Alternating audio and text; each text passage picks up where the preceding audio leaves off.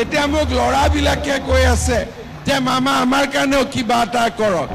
এইবাৰ বাজেটত লৰাবিলাকৰ কাৰণেও মই ভাল স্কিম এটা দি আছো। ফাইনেলি বন্ধুসকল আজি দিনটোতে অসমবাসীৰ কাৰণে আহি পৰিছে এটা ভাল খবৰ। তো বিশেষকৈ যিসকল আপোনালোক পুৰুষ আছে তো এইবাৰ পুৰুষসকলৰ কাৰণে সেই খবৰটো আহিছে। তো বন্ধুসকল যোৱাকালি যোনটো নেকি মুখ্যমন্ত্ৰী ডাঙৰীয়া ঘোষণা কৰিলে যে অকল মহিলাসকলকে এই সুবিধাবোৰ দিলে নহ'ব, তো সেইটো কাৰণে পুৰুষসকলৰ কাৰণে নতুনকৈ দুটামান আঁচনি লৈ আহিছে, যিটো আঁচনিৰ সহায়ত আপোনালোকে 5,000 পৰা আপোনালোকে 6,000 পৰ্যন্ত আপোনালোকে লাভ কৰিব। তো বৰ্তমান সেই আঁচনিটো মুকলি কৰিছে, তো আঁচনিবোৰ মুকলি কৰিছে। তো বন্ধুসকল যোৱাকালি যোনটো নেকি মুখ্যমন্ত্ৰী ডাঙৰীয়াই ঘোষণা কৰিছে যে আপোনালোকে তো পুৰুষসকলে অতি সোনকালে এই আঁচনিবোৰ টকা লাভ কৰিব। তো বন্ধুসকল যোনটো নেকি মুখ্যমন্ত্ৰী ডাঙৰীয়াই ঘোষণা কৰিছে তো সেই ভিডিঅ' ক্লিপটো আপোনালোকক মই এই ভিডিঅ'টোতে দেখুৱাম। তো আপোনালোকে ভিডিঅ'টো সেইটো কাৰণে একেবাৰে স্কিপ নকৰাকৈ আপোনালোকে চাই থাকিব। আৰু লগতে বন্ধুসকল আপোনালোকে যদি মোৰ চেনেলটোত নতুনকৈ আহিছে চেনেলটো লাইক এটা কৰিব, পাৰিলে ছাবস্ক্ৰাইব এটা কৰিব, লগতে আপোনালোকে বেল আইকনটো অন কৰি থ'ব।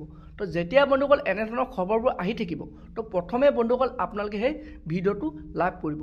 তো বলক বন্ধুসকল আপোনালোকক মই এতিয়া জনাই আছোঁ যোনটো নেকি অসম চৰকাৰৰ পৰা নতুনকৈ খবৰ আহিছে, যোনটো নেকি মুখ্যমন্ত্ৰী ডাঙৰীয়া যোৱাকালি যোনটো নেকি ঘোষণা কৰিলে তো পুৰুষসকলৰ কাৰণে। তো বন্ধুসকল বলক এতিয়া আপোনালোকক মই সেই ভিডিঅ' ক্লিপটো অলপ দেখুৱাই আছোঁ।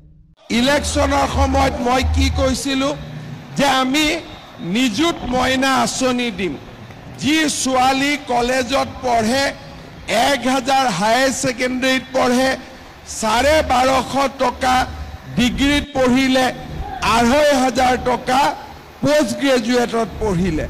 সেই আঁচনিও মই যেনেকৈ কথা দিছিলোঁ, আজিকালি বেংকত 10 তাৰিখে আমাৰ ছোৱালীসকলেও এই আঁচনি পায়। এতিয়া মোক ল'ৰাবিলাকে কৈ আছে যে মামা আমাৰ কাৰণেও কিবা এটা কৰক। এইবাৰ বাজেটত ল'ৰাবিলাকৰ কাৰণেও মই ভাল স্কিম এটা দি আছোঁ, যাতে ছোৱালীৰ লগতে ল'ৰাবিলাকো যাতে তেওঁলোকে আগবাঢ়ি যাব পাৰে। অৰ্থাৎ আমি অসমখনক সুন্দৰ কৰি আগুৱাই লৈ যাবৰ বাবে চেষ্টা কৰিছোঁ।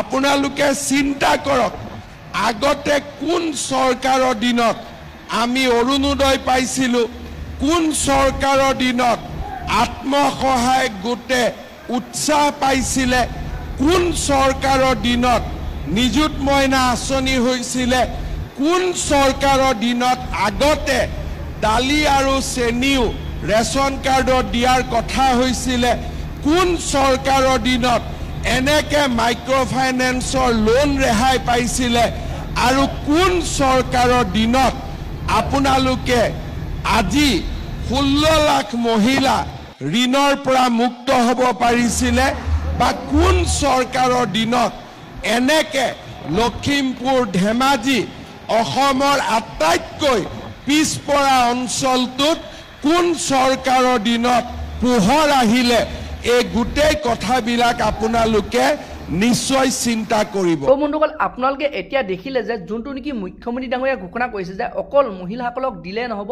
তো পুৰুষসকলকো এই সুবিধাবোৰ দিব লাগিব। তো বন্ধুসকল সেইটো কাৰণে আপোনালোক অতি সোনকালে মুখ্যমন্ত্ৰী ডাঙৰীয়াই এইবাৰ 2025 চনৰ জানুৱাৰী মাহৰ পৰা আপোনালোক পুৰুষসকলৰ কাৰণে নতুনকৈ আঁচনি মুকলি কৰাৰ কথা কৈছে আপোনালোকে দেখিলে।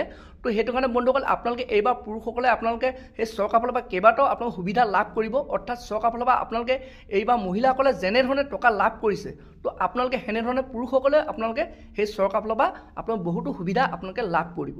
তো বন্ধুসকল আপোনালোকে এতিয়া দেখিলে যোনটো নেকি চৰকাৰৰ ফালৰ পৰা নতুনকৈ আপডেট আহিছে। তো বন্ধুসকল আজি ভিডিঅ'টো ইমানেই আছিল। আপোনালোকে যদি আৰু এনেধৰণৰ খবৰবোৰ লাভ কৰিব বিচাৰে চেনেলটো লাইক এটা কৰি থ'ব, পাৰিলে ছাবস্ক্ৰাইব এটা কৰি থ'ব।